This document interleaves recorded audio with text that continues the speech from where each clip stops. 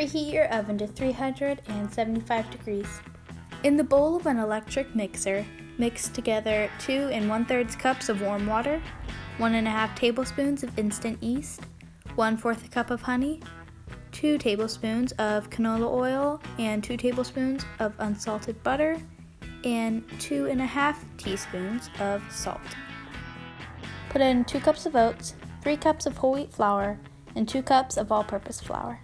With a dough hook, knead it in an electric mixer for 8 minutes.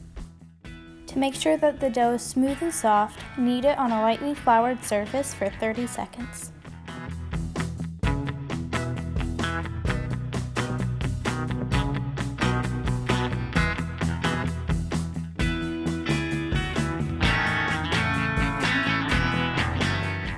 Let it rise for 1 hour.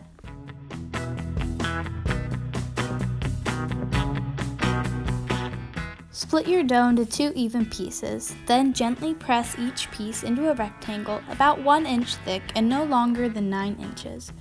With the long side of the dough facing you, roll the dough firmly so the dough sticks to itself. Turn the dough seam side up and pinch it to close. Place each cylinder of dough in a greased 9 by 5 inch loaf pan, seam down, and pressing the dough gently so it touches all 4 sides of the pan.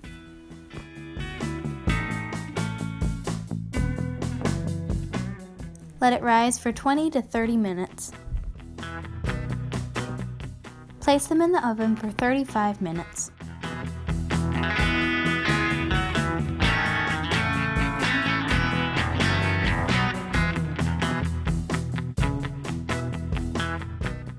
Immediately take them out of the pan and let them cool right side up.